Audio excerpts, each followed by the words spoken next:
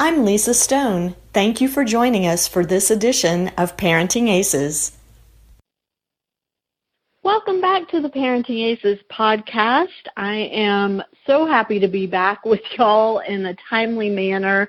I have been traveling like crazy, and the last couple podcasts that you've been listening to were recorded prior to the U.S. Open, so quite a while ago. But this week's episode is very current, and I'm just so happy to have Dr. Neeru Jayanthi back with us on the Parenting Aces podcast. He's got some great information to share.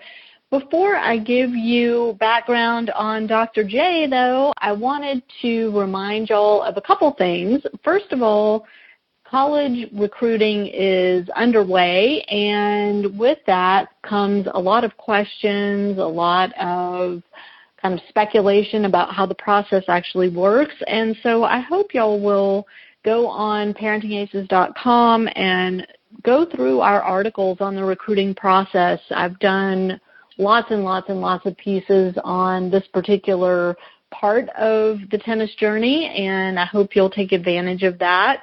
Also, we've done lots and lots and lots of podcasts on the topic, so take a look and take a listen and see if that helps. And if you still have questions, please don't forget about the Parenting Aces group on Facebook. It's a place where you can post questions, where you can discuss various topics, and I would love for you to take part in that and share your experiences or share your questions on whatever comes to mind in terms of your child's tennis journey. There is a great community there to help and offer their own experiences and expertise, so please check that out on Facebook. And also, we are seeking sponsors for the Parenting Aces podcast. So if you have a business, or if you individually or as a family would like to sponsor one or more episodes, please do check out that information on our website as well, or you can always contact me at lisa@parentingaces.com, and I'll be happy to share with you our various sponsorship options. All right, business out of the way. Let's get back to Dr. J and this week's podcast episode. I want to just give you a little bit of background on Neeru Jayanthi. He leads Emory's tennis medicine program here in Atlanta, Georgia, and Neeru and I had the opportunity to meet first when he was actually just contemplating a move to Atlanta. He hadn't even made the decision to settle here from Chicago, and he stumbled on parentingaces.com and scheduled a meeting with me. We met for coffee and talked about how we might be able to collaborate to get his message of injury prevention and injury treatment in young athletes out to parents. And so I was just so excited to meet a medical professional who is focused solely on tennis and keeping our young athletes healthy. Dr. J has since settled very nicely into the Atlanta community, playing lots of alta tennis and competing himself while also volunteering with the ATP, the WTA, the USTA, and he is on the board of directors for the American Medical Society for Sports Medicine and serves as a consultant for the American Academy of Pediatrics Council on Sports Medicine and Fitness, as well as the Aspen Institute Sport and Society program. So he is very involved and uses his time to give back to not just the sport of tennis, but to youth athletes and youth sports worldwide. He travels the world addressing professionals, coaches, other medical professionals about injury in young athletes and what we can do to prevent injury in young athletes. And so I'm always excited to hear about his latest research and what he's up to, not just here in Atlanta, but worldwide. So that being said, I invite you to sit back and relax and listen to this week's podcast with Dr. Neeru Jayanthi. Enjoy. I'm so excited to have Dr. Neeru Jayanthi on with us again this week. Neeru, thanks so much for joining us. Always. Thanks for having me on again, Lisa. Well, you always have interesting stuff to share with our audience, and this time is no different.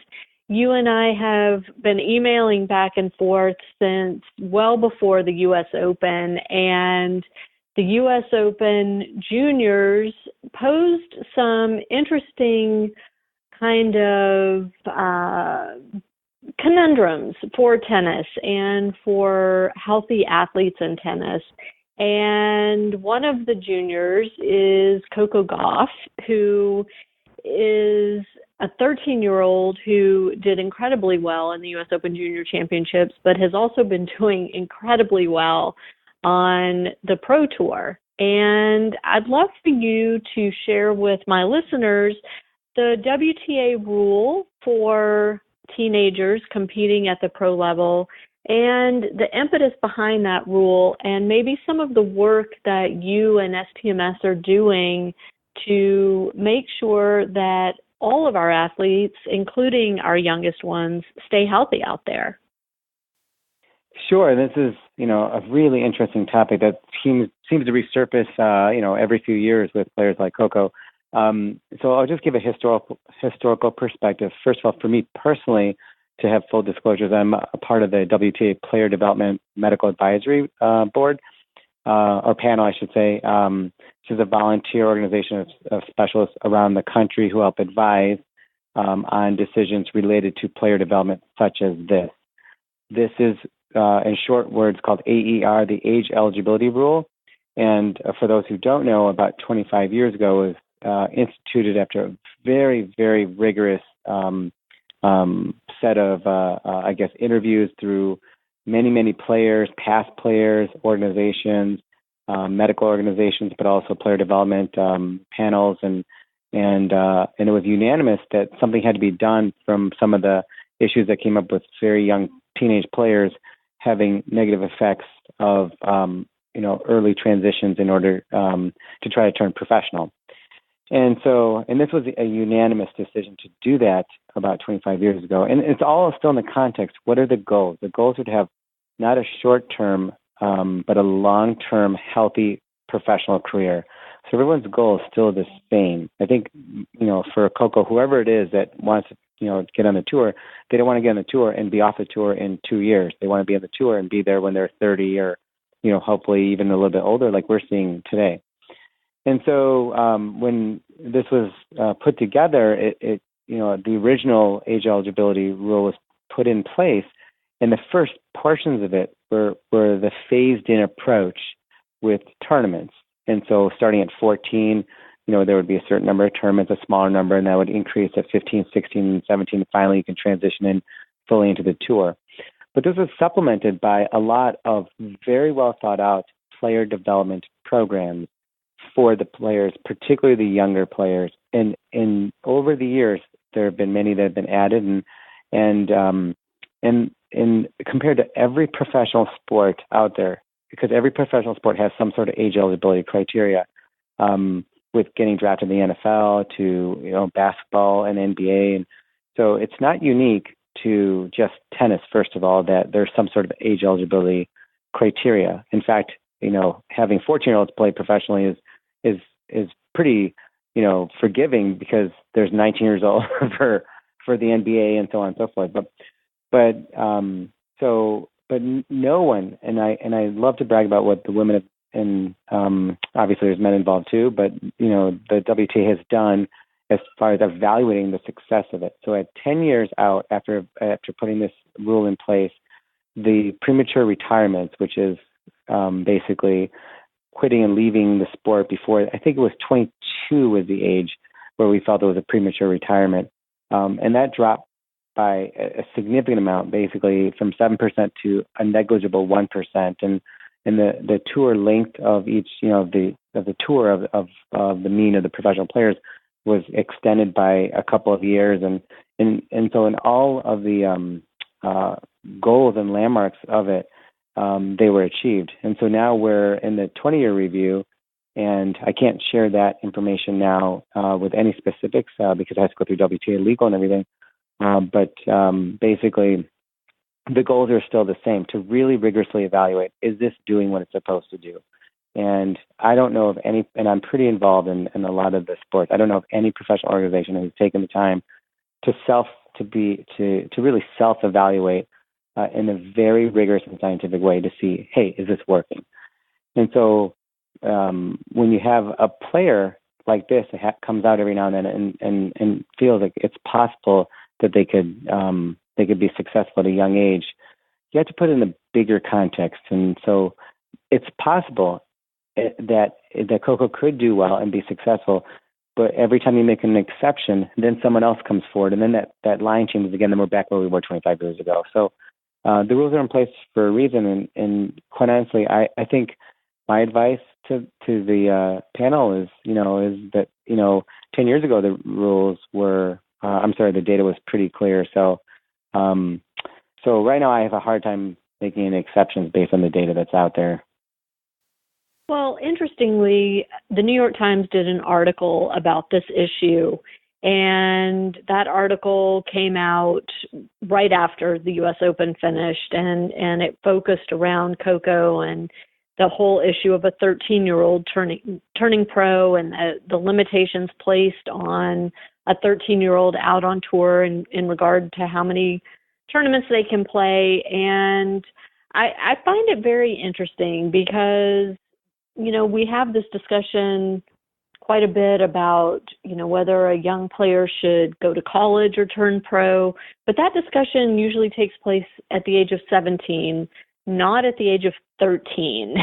So, this is a unique situation for this current generation. I don't think we've had a 13-year-old that was playing at a level that even warranted this conversation.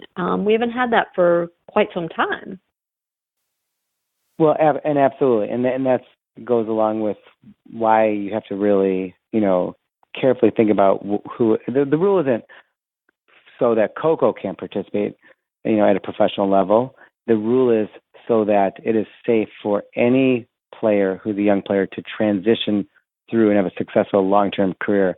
And while there may be players and agents and, coaches who may have differing opinions, it's very, very hard to argue the data of where the successes are. And, if you even look at the successes of those who are now winning Grand Slams in the top 5 and top 10 and everything like that too, there's very few exceptions to that rule of very, very young players. What does it mean to be successful on a tour?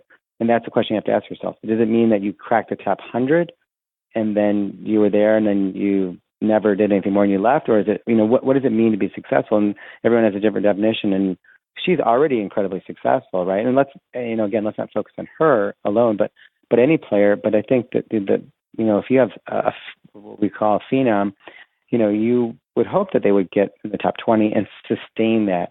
And so you look at where the players are and the ages of those that are, winning the Grand Slams and moving on, from there, it's in large part, more mature players on both sides, but certainly on, the women's side, and obviously Serena and Venus, kind of tilt the balance a bit, but still it's it is for the long-term development of these players. And I can honestly say, I don't think anyone cares more about their young players than the WTA. And I've done a lot of stuff with a lot of folks, and I actually wish I could take that model into other sports and other, like junior tennis. And I've told and I'm pretty close to the folks at WTA. So I love the model, and I wish we could take those types of programs and make them available for junior players, or even extend it out actually to, it's really only for the top 250, to extend that to 250 to 1,000. Like there are just so many people who could benefit from that. Can you speak to why these rules exist at the WTA but not at the ATP? So for my listeners, again, these rules are in place for young women coming out on the tour, but there are no such rules for young men coming out on the tour. Well, the physical development of a male player to be able to challenge the top players in the world, it hasn't become a question at all. So it's been pretty easy to not have to encounter it, because it's just nearly impossible to even be able to compete with the best players in the world at a 14, 15, or 16-year-old age. It just doesn't happen. We have one Canadian player who's doing quite well, but still I think he's 19 now, and that's like a pretty unusual thing now. It's not easy to do. The Michael Chang days are really, really rare. So just the physical development obviously happens about a couple of years earlier on the women's side than the men's side. And, if you happen to be more physically developed, you have the physical opportunity to progress and challenge. And I think I should be able to say that many of the transition and player development programs are focused on the mental health side of it and the adjustments.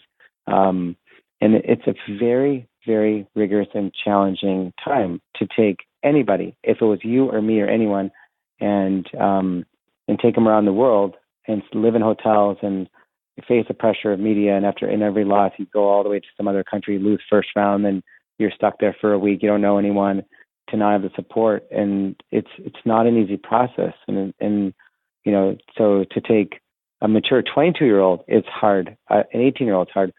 A 13 or 14-year-old is, it's a tough environment. And remember, we're trying to sustain that. We want that type of player to be around in 10 years, still wanting to do this. In 10 years from then, they're only 23 or 24. Right. So it's a long road. It's a long road, and it would be great to keep players like that involved and engaged in the tour till they're 30, 25, 30, hopefully as a minimum goal. So you're saying there really just isn't the need on the men's side because from a physical development standpoint, males just aren't ready to compete at that level at 13, 14, 15, whereas some women may be. Correct. Am I saying Correct. that right? Okay. Yeah. No, okay. Correct. Yeah. We just have not had to encounter it. So just by that need, we haven't had to really have that discussion on any sort of regular basis on the men's side. That makes sense. Yeah. And less frequently on the women's side too, less frequently. Right. Well, I mean, this whole issue, has not really been in the forefront for years. We really haven't talked about it since I've been doing Parenting Aces. It hasn't been an issue because we haven't had such a young phenom, as you put it, present herself. So let's go back. Like, for example, we use CC Ballas as an example, and she highlights a different situation, which I think she made a really well-educated decision. And it's not that Coco's family doesn't have any well-educated, and I don't know that person, but from what I understand, they're very good family and just happens to be in a situation with a top-level player. But, CeCe was, I believe, at 15, the top, junior player in the world, on the girls' side. So, she still was working on transitioning for 2 more years, still had success in the U.S. Open, was, getting wins in the U.S. Open, and still until the final year of her decision, right, and had gotten to, I believe it was the 3rd round of the U.S. Open that time, and finally turned down, her opportunity to go play college tennis because she was inside the top 150 or 100 by then, and now she competes, at a very high level and made a very good, educated decision about what's best for her future. And even that type of situation isn't very common. The game is quite a bit more physical on both sides, the women's and the men's. So, it's not going to be easy, and that's just the physical aspect of it, and the mental aspect and the transition and adjustments that's a whole separate ballgame. That needs a period of time to transition, and that's actually what they call it. They call it transition. Mm-hmm. And so, what happens during that transition period? What are some of the milestones that we should be looking at in order to evaluate whether the transition is successful? Well, we're talking about a really unique tour type player, a player who's trying to get on the tour, and that, and I'm not sure how much of it can say about the exact programs, but let's just say that there is a lot of attention paid to these young players with meeting with WTA staff who are very qualified in ensuring that they hear and listen to their daily transition, how they're tolerating the tour, the entire environment, and there's a lot of attention place on these types of things. A lot of programs with experts in the field, with former players, with sports medicine science professionals, and it takes a lot. Like I said, I'm continually impressed by how much the tour itself really does invest in care, on the young athletes, and the men's side does too. It's just the women have a unique situation because you have more younger players trying to, get involved at a younger level into the transitional period. Right. But they both do, but particularly the women. Right. Well, so speaking of transitioning, let's transition into the work that you're currently doing at the junior tennis level and helping to make sure that our young players stay healthy out there. Can you talk a little bit about your Stay in Tennis program and what that's all about? Sure. Because of, the work I do in other environments, such as, helping with some, in my small part with, what's going on with WTA and player development, I always say I use that so I can help bring it back down to where we all are with a lot of our junior players and, college players and that kind of category of tournament players. And what, I certainly have realized over the years is that, many of the junior players do not have the same access for the types of programs you would have at the highest level. And I keep thinking, what are types of ways that we can help provide some ways to protect these young athletes? So we're asking them to do very much what a tour player may even have to do, which is train year-round, train quite a bit throughout the week, play 15 to 25 tournaments a year and travel and do all these types of things. But at the same time, we don't necessarily have the same type of resources, environments, and programs for all of these players to transition through that successfully. And we all know the attrition rate in junior elite tennis and junior tournament tennis is quite high. You lose about a third of the players at 12 to 14, 16s, and so on. And and this isn't unique to tennis. This is an issue in many sports around the country, and I do quite a bit of work on this concept of trying to, maybe encourage multi-sport play, but really trying to keep kids engaged in their sport. And so, after many, many hours of discussions and looking through all our research, and we're actually putting together a very large multi-center grant to try to evaluate 4 major sports that seem to have the biggest kind of issues with these types of training patterns, which is tennis, gymnastics, soccer, and then basketball. We're developing what's called a STAY program, so people stay in sport, like young players, so specialized training assessments in young, for example, athletes in gymnastics or tennis or whatever it is.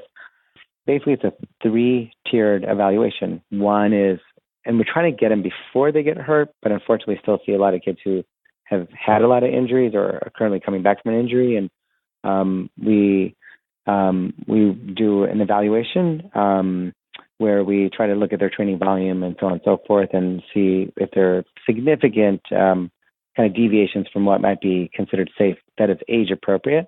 And then we do a detailed musculoskeletal evaluation looking at their motion and strength and for a tennis player, and particularly that are age appropriate, that also identify certain high risk areas that we see, after they get injured, and try to identify them early rather than wait till they're late stage. And then the third part is we do an on-court assessment as part of our stroke efficiency rating system that we had accumulated data on about 150 junior and college players.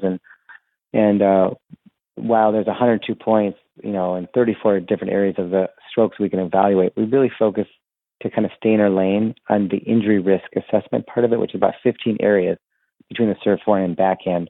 And we want to respect what all the great coaches are doing and make sure that we're really here just to try to identify things early enough, or for those kids who've had recurrent problems, and help give feedback to their coach or the team that they're working with. And wherever they are, this is kind of in partnership with USTA Southern, and they were gracious and very open to it. And this summer we just did it only by word of mouth from May on, and we were basically booked almost we do it every other Thursday afternoon. And the price is just right since we don't charge anything.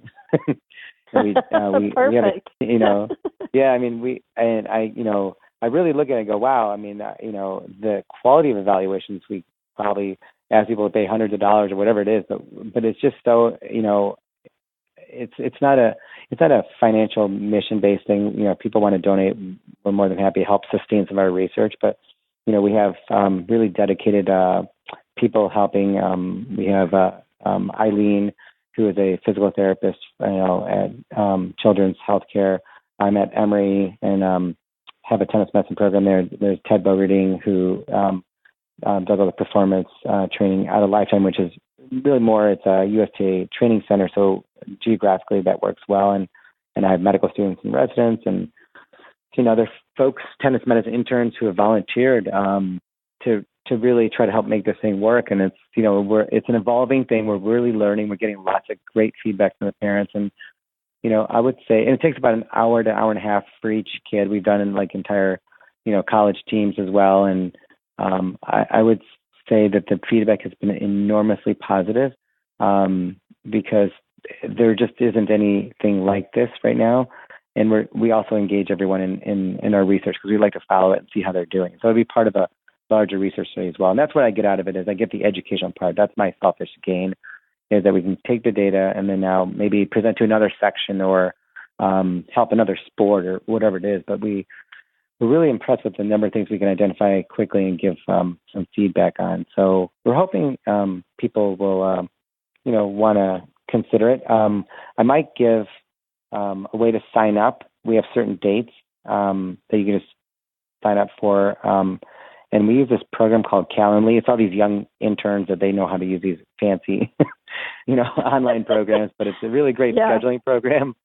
And I think it's calendly.com, CALENDLY.com, and /Neeru Jayanthi. That's NEERU Jayanthi,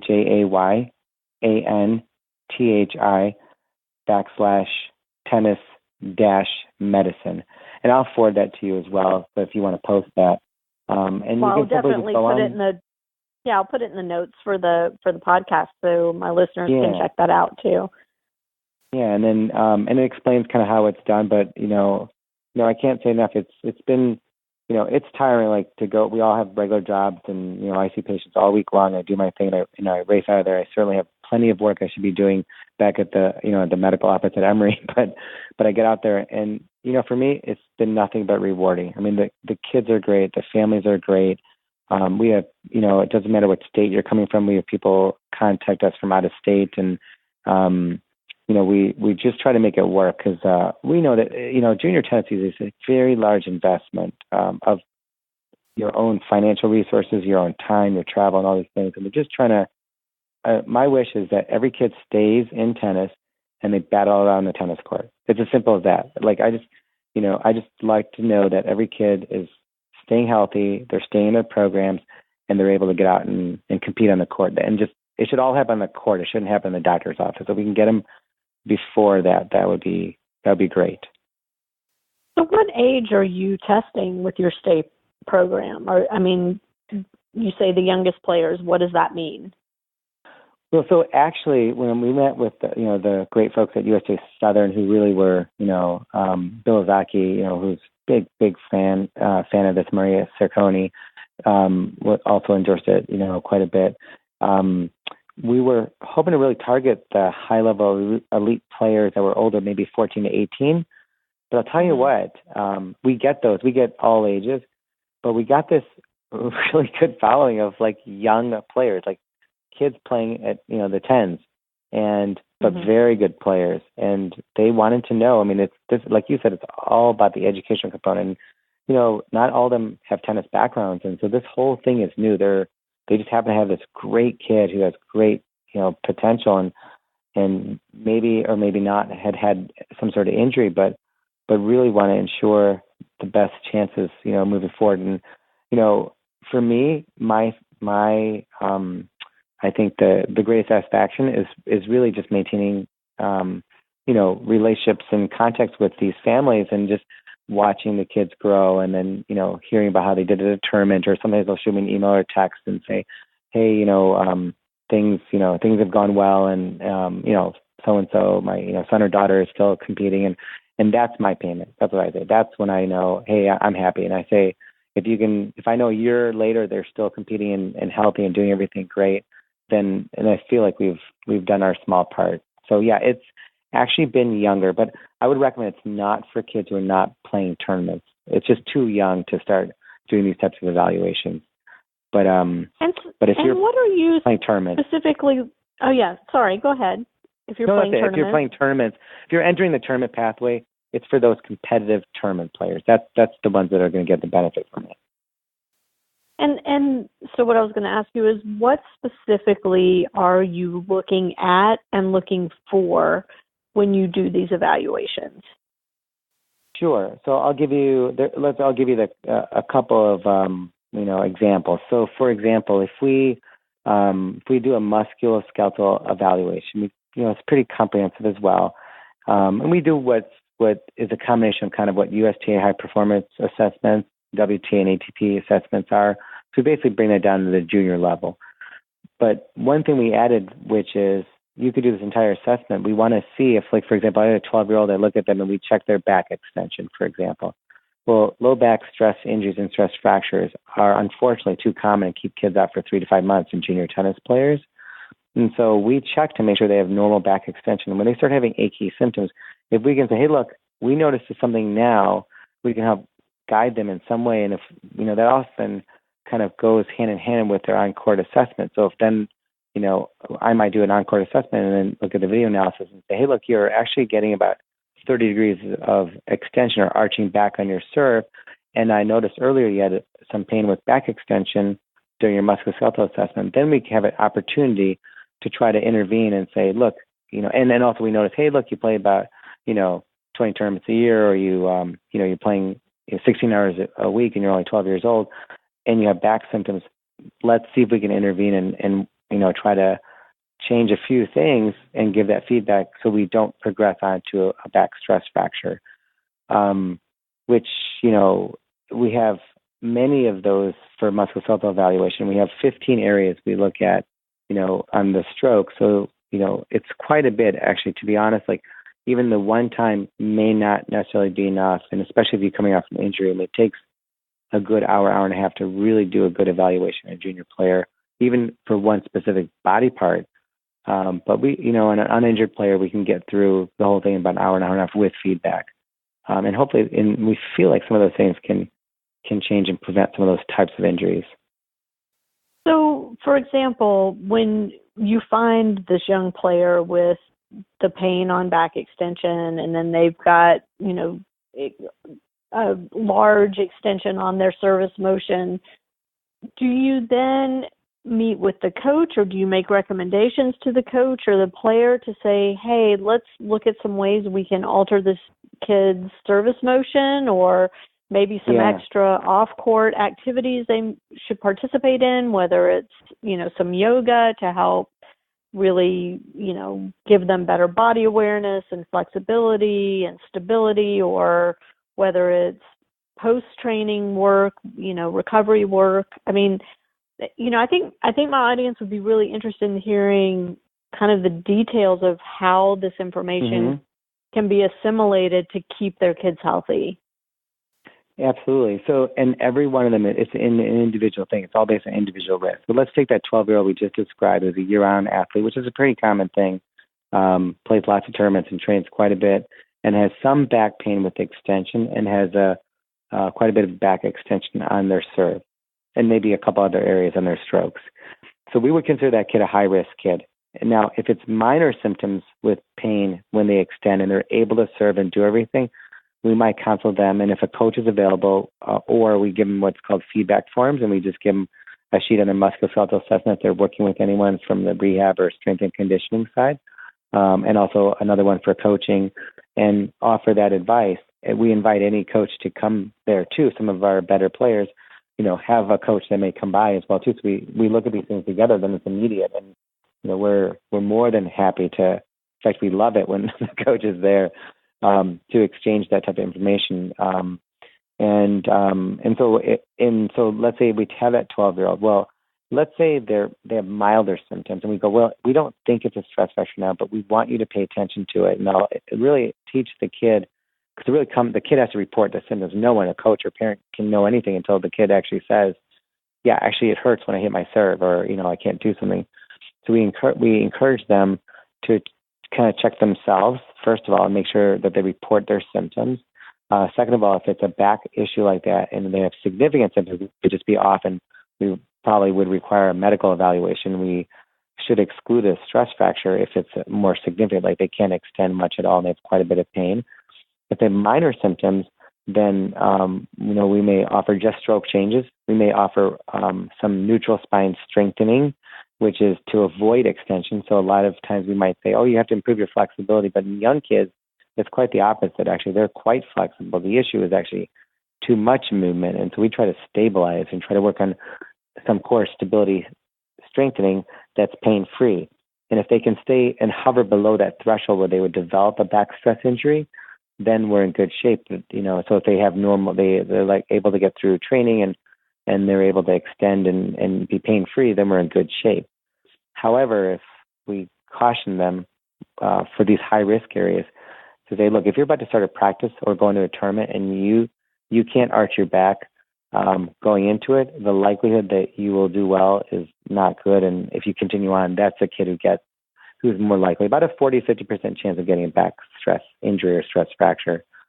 So it is, like you said, a lot of education, and we have articles. We also give them articles, and I've written a number of publications and what we think are reasonable training guidelines that help. They're not set in stone, but they help, and also on-court modifications that we do, and we invite them to share with their team, and when they go back home to whatever training facility they're at.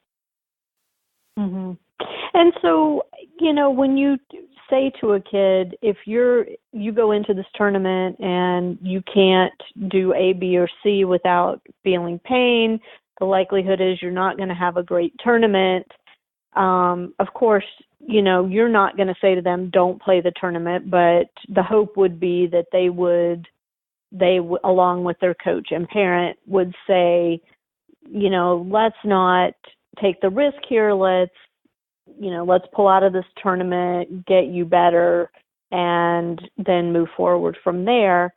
But a lot of people aren't willing to do that. They're not willing to, and I was guilty of this too, that, it's just a little back pain, it's no big deal.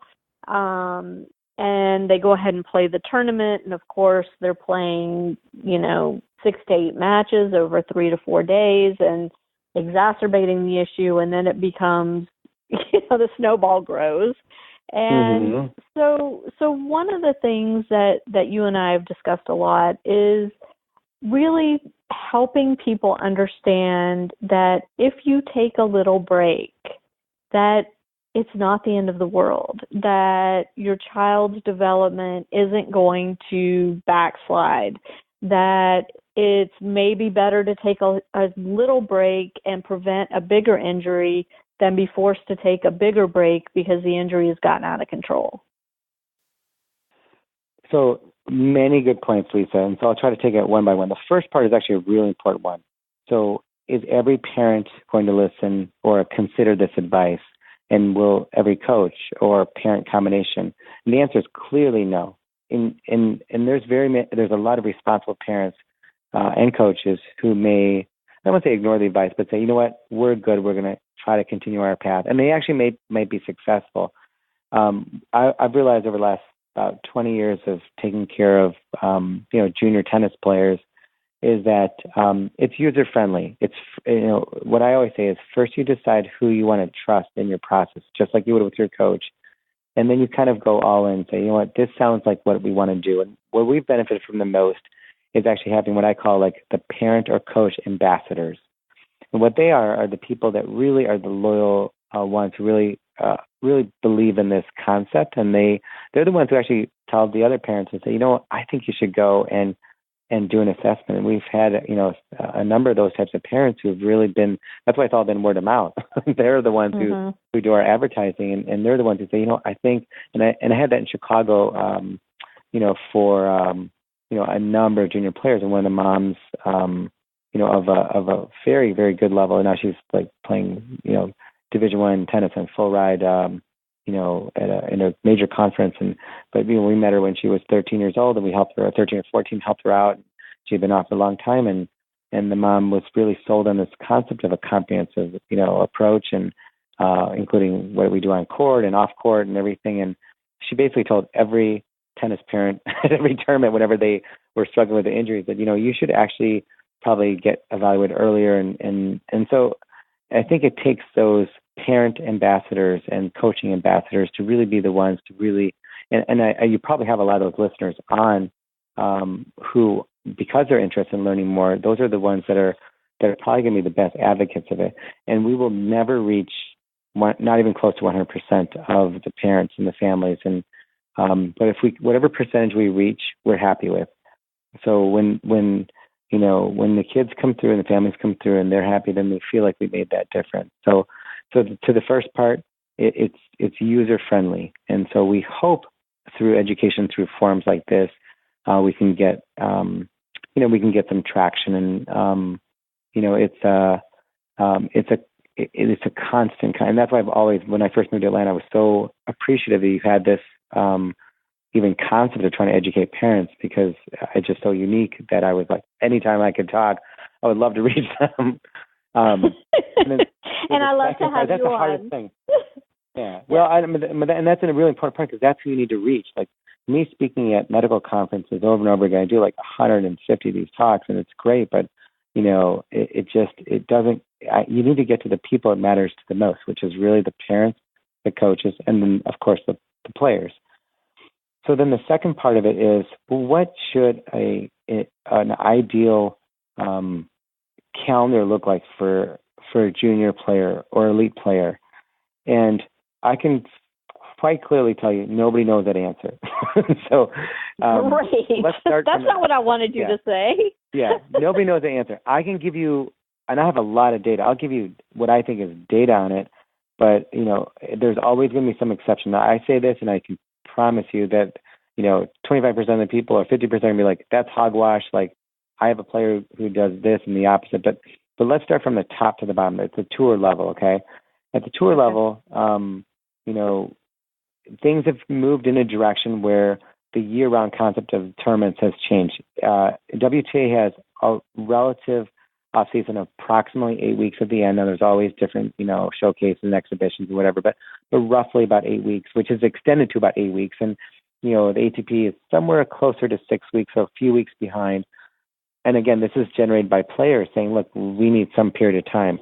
Now, what's happened also, as we all know recently, is players like Federer and now Djokovic and Murray are kind of getting this concept of like, wait, I'm getting hurt and I'm coming back and playing all these tournaments and training, and then I'm getting hurt again, and I've got to stop the cycle. And Federer may actually revolutionize how players approach their calendar now, because taking a huge chunk, not waiting till it's just that first day that he can train again and compete, but taking enormous chunk of time and just saying, you know what, I'm just done till the rest of the year, and coming back and doing what he's done has really opened up the eyes of, let's look at what Djokovic and Murray have done.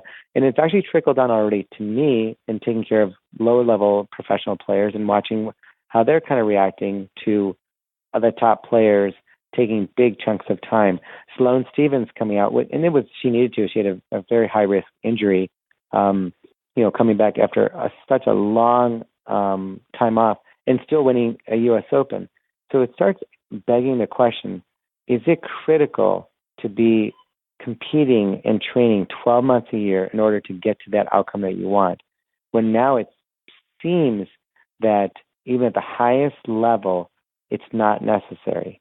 And so, and how much time that is, and while I can say no one knows, like, we have some idea, Lisa, but like, do you just need 1 month off from your calendar? Do you need 2 months off? Do you need 3 months off? I don't know that exact number. Like, baseball is pretty clear with data, where if you pitch more than 8 months a year, your risk of shoulder and elbow problems is like 5 times as high, right? Mm-hmm. We never ask any junior players to pitch more than 8 months a year. We try to look at that data in about 500 junior players, and we want to discriminate between those that played tennis more than 10 months a year versus those that didn't. And this was in over 500 junior sectional or nationally ranked kids, right? Well, guess what? Over 90% played over 10 months a year. So because of that, we couldn't even discriminate. We couldn't even analyze the other group of kids who are playing less than 10 months a year because everyone's doing it. And that's just the culture. So for that reason, we don't have anything to compare it to, right? So, whether it's the right thing or not is up for debate. I suspect that, and we put out recommendations that, maybe you should consider, 1 to 2 months off non-consecutive throughout a calendar year. And so I think there has to be some element of an off season. I honestly say when I have a kid, a junior player, and they get hurt and they're off for 4, 6, or 8 weeks, I go, great, there's your off season. Enjoy your friends, get your mental health back, enjoy other things in life. And, and I tell you, I think you're going to be just fine. You were a good athlete before this. You're going to be a good athlete after it, and you probably have more awareness now. And you go through the rehab process, and it really makes you. And usually we do some stroke, evaluation as well too. And I can share anecdotally a number of players who've had long-term success despite long times off from the sport. And most of the ones I've seen, of course, are related to injury, unfortunately. So you may have more experiences of people who voluntarily take portions of the year off, but I rarely see that because most of them are forced. I rarely see it too. And as I was telling you before we went on air, I have friends who tell me, they want to send their kids to summer camp for 4 weeks. And going to summer camp means they are not playing tournaments and they're not training every day. And they get ostracized by other parents. Like, how can you do that? How can you, take your kid out of the sport for 4 whole weeks? And the reality is, as it sounds like you're saying, that's probably the best thing you could do for your kid. Well, so it may be the best thing. And I just really have to be cautious because, like I said, there's a lot of great programs that are year-round, right, or full-time. And they're well-meaning, well-intentioned, and great. And there's great successes out of it. And so, again, remember, I'm pretty scientific. So my data, again, on over 500 players doesn't show any difference right now, right, because everyone's doing over 10 months a year. And But what I suspect is that, and I have to throw in it's a matter of opinion / expert opinion in my context, in my world, and this is a player development model, right, is that in tennis, as opposed to other sports, it does require more. It's clear that your training is going to be more than a baseball pitcher. So 8 months is kind of that cutoff for baseball pitching. And I'll be the first to say, I wouldn't tell a top-level, national-level kid to take 4 months off of tennis a year. That would not be good. I mean, barring injury, of course, but just as far as a player development model. But if I threw out, what if it was you use the same philosophy as the tour? Maybe you said, we're going to, let's find 8 weeks of the year where you have off. And maybe you work on off-court conditioning, and maybe you hit once a week for a little bit, just to maintain a little bit of timing or whatever. And then divide up how you want. You could do 2 weeks 4 times a year, or you just do, 4 weeks at 2 separate times, or 8 weeks, But I think you're going to start seeing a little bit of this, and maybe it's a trickle down. Remember, a lot of college players. I help with some a little bit with Georgia Tech tennis, which has phenomenal players, and it's really great to hear that these players they're great students and great athletes, and yet their summer wasn't completely clogged from beginning to end with tournaments. And I think it's actually refreshing to know that like some of them are doing internships and busy with life, and they come back and guess what? They're really still great players. And so I don't know what the number is, Lisa, but let's just throw out some numbers. I think if there's 52 weeks in a year, I think we all could agree that 52 weeks of training and competition is not a good idea, right? So right. Let's trim away and see where that number would be. Now, the biggest problem with that is, of course, what happens with your ranking and your points. If you're at the elite level and you're getting in all the national tournaments and you have lots of points because you win and get through a lot of tournaments, then you're fine. But if you're fighting for your points and you need to get into these level 3, level 2, level 1 tournaments, and then the argument is, well, it's the points. And so and I don't have enough time to talk about how we need to change the point system. So, and nor do I have any authority in that. So, that influences this decision making. I think that's why sometimes when they're hurt, I'm actually happy. I'm like, oh, great. At least we can use this time to, take advantage of this window and get your off season you need. Mm-hmm. Well, and I mean, with the proliferation of UTR events and, UTR being used in college recruiting, maybe some of this will naturally start to occur because people are realizing, that maybe we don't need to play so many tournaments. You just need to make sure you do well in the tournaments you do play, and, that you're progressing at the appropriate pace and level for your ability and your stage.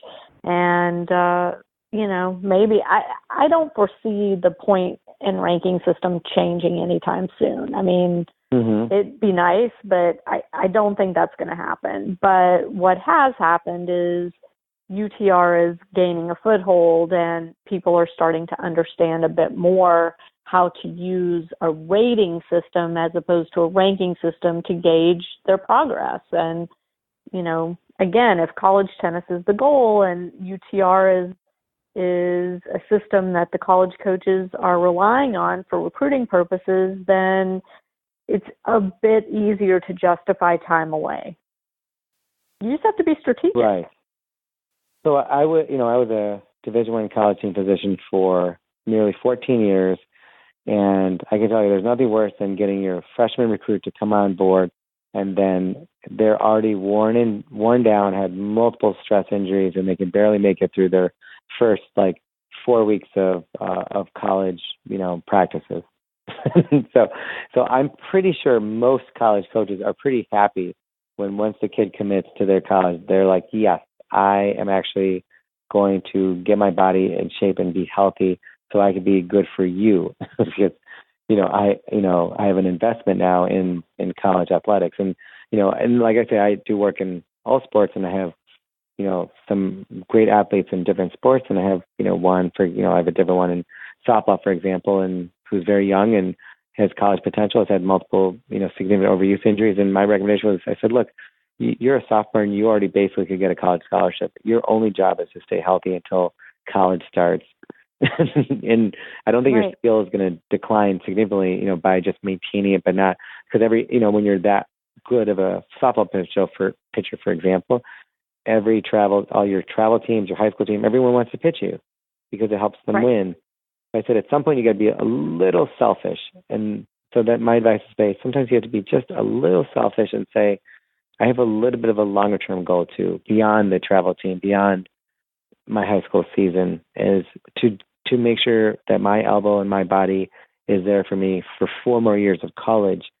And I have a different discussion in college. While I am very sensitive to college athletes, and how much they have to do, it is a bit of your job. You're in college. If you're on scholarship, and that is part of your job, just like it is going to school. And yes, sometimes there isn't the same recovery, and we can't apply the same rules, and it is hard work. But then you get an off season. So when you're in season, in your season in college, especially at a Division I level with a scholarship, you have to work hard. And sometimes you play through pain and do other things, and that's the way it is. But leading up to it as a junior player, I think that's when we have to be more sensitive to this stuff. And really, to be honest, even most college coaches are smart enough to realize that they need to have some off periods and breaks. And fortunately, because of the hours restrictions on when you can train all that stuff, at least give some sort of control over it. We have none of that control in junior tennis. There isn't anything that tells you when it's too much. Right. Well, and honestly, the even longer term goal is that they're able to continue playing tennis into their 30s, 40s, 50s, 60s, and beyond. So, we don't want to turn out human beings that are unable to continue to play the sport that they love because of the fact that they've overdone it in their younger years and worn their body parts out. And still want to like it. So wow, what an ambitious thing, right? To make tennis a lifelong goal. So my thing is when I speak to junior academies now, have all the kids raise their hand and say, I promise I will still like and play tennis as an adult, because that should be your goal. Yeah, for sure. That's the goal. Like whatever you do. And we actually, where was I? I was in Switzerland speaking on this stuff, and it's an academy meeting, and we were, was talking to, trying to share how, I get invited to speak about young athlete issues, and as a U.S. researcher in this area, to tell Europe what it's like, and it's really interesting because they're fascinated with this whole college thing, and I have to tell them, I go, look, remember, the second you're done with college, and if you play college sports, you are just another guy I'm going to try to get on my USTA 5-0 team. Like the second when the last match is done, like I'm calling you, okay? And you're in the same boat as I am now. So, and you might play like a small money tournament, this and that, but for 99% of the folks, that's it. It's the end of it. And I want you to still want to play and still like it. And I've literally resurrected at least a dozen of my friends, former college tennis players, to go out and just like it again. I mean, they do this thing where they don't touch a racket for like 2 or 3 or 4 years. And, I just played with my old doubles partner from like 25 years ago in Chicago, and he played, Division I college tennis, and he got pretty burnt out. And I resurrected his career. We played some tournaments and everything, and we won a couple of small money, like things, and that was like the peak of it. And I just played with him last weekend, and he's like, it's not fun playing with you anymore because I can't even compete on the court because I'm done. Like his body is worn, and he actually told me he doesn't want to play with me anymore, which really hurt. Aww. Because, we're like, I'm your friend too. Like that's what tennis is about. It's much more than just the hitting a ball, right? So if we can pace ourselves just a little bit, and yes, I love top level tennis, and that should be a great goal for everyone. But it shouldn't stop by 18, and it shouldn't stop by 22. That can't be that's too short of a goal, and certainly shouldn't be 14 or 15 either. For sure. Well, I think that's a great stopping place for us, this podcast, Niru, and really, leaving our listeners with the idea of tennis as a lifetime sport and the goal of maintaining the love and the health to be able to pursue it for decades after junior tennis is finished. So thank you for all the great information and for all the incredible work you're doing. And if people want to get in touch with you, besides the Candly link that we will have in the show notes, how else can they find you?